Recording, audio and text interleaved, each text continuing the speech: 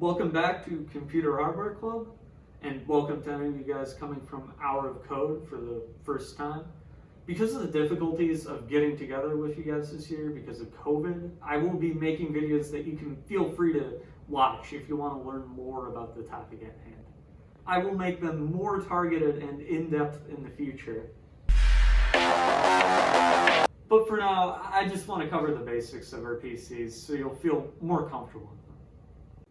So this is the PC, and I'm going to open it up for those of you who never looked inside one. This is a desktop PC, obviously. We'll get into a lot of the actual components in here during this video and during later videos more in depth. But I'll just talk about this in general so you can see the layout, how everything's structured. The motherboard is screwed into the chassis, which is the name for the case. You can see a lot of fans here, like this heatsink fan on the CPU, the GPU fan down there. Even this power supply doesn't have a fan, but some do. This is to vent out the heat because computer components, once they're really processing a lot of data and even doing any processing at all, they generate heat, which needs to be vented somehow, otherwise they'll overheat and be able to function, unable to function appropriately. So this is the motherboard.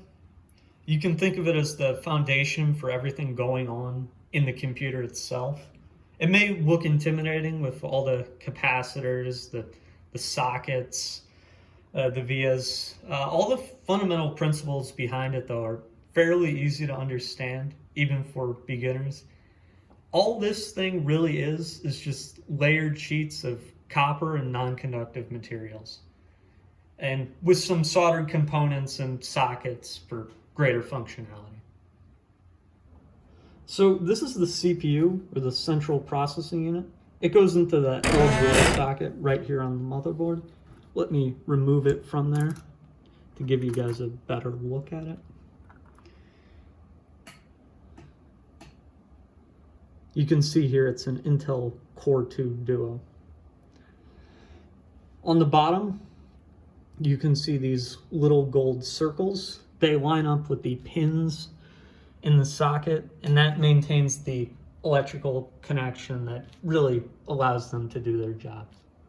So they're basically the brain of the computer, and they handle a lot of really complex things. Their actual architecture is incredibly complex, obviously beyond the depths of this video.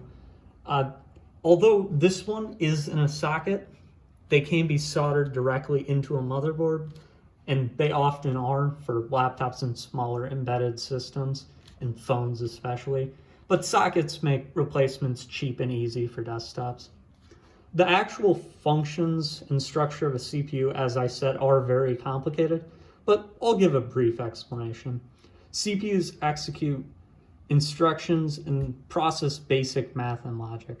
Nowadays, they're usually multi-core, hence the Intel Core 2, as in 2-core, at minimum, with each core acting as a separate processing unit.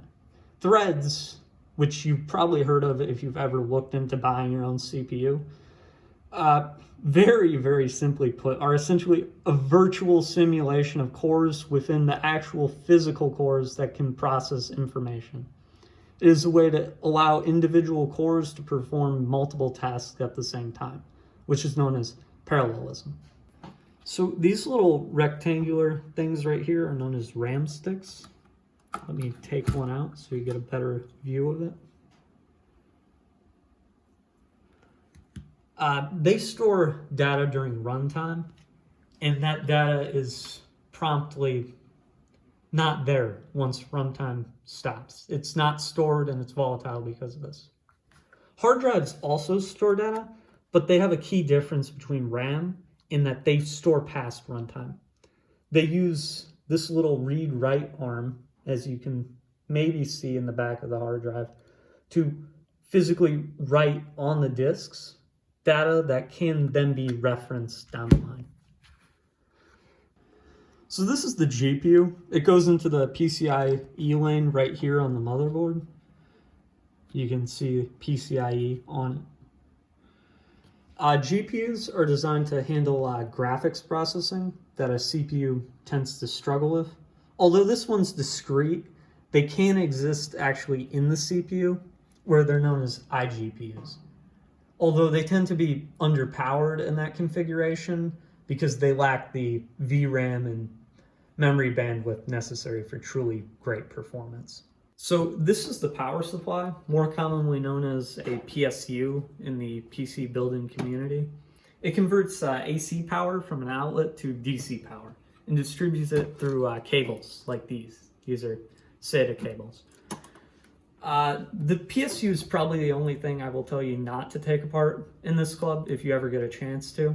Two of the large capacitors in the PSU tend to hold a charge for much longer than you would tend to expect and can partially recharge themselves on their own. If you ever happen to put your hand in the wrong place... Emergency. User death imminent. So this right here is the CMOS battery. Let me get it out so you guys can get a better look.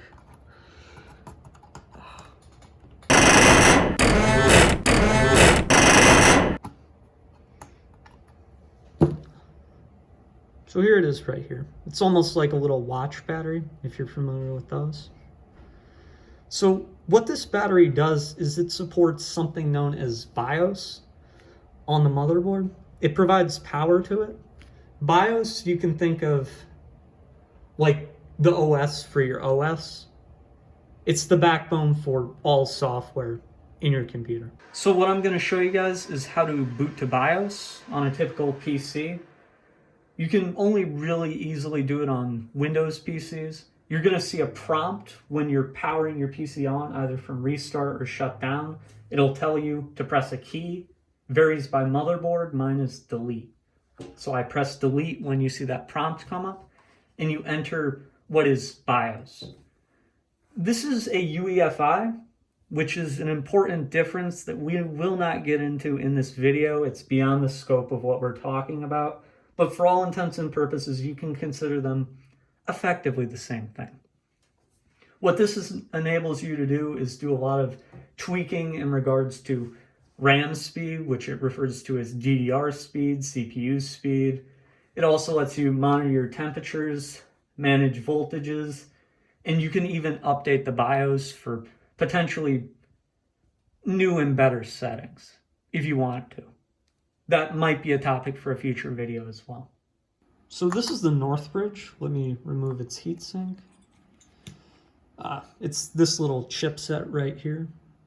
It manages how the GPU, which we talked about previously, the CPU, and the RAM interact with one another. Nowadays, it's actually integrated into the CPU die to prevent bottlenecking, but since this is an older motherboard, it's still discrete, as you can see. So this is the Southbridge. It does a lot of important things for a computer, but one of its primary functions is managing peripherals. The function of any device you plug into a computer, like a USB keyboard or an SSD, will be managed primarily by the Southbridge. Nowadays, the functions of Southbridges are still around, but they tend to go by manufacturer-specific names.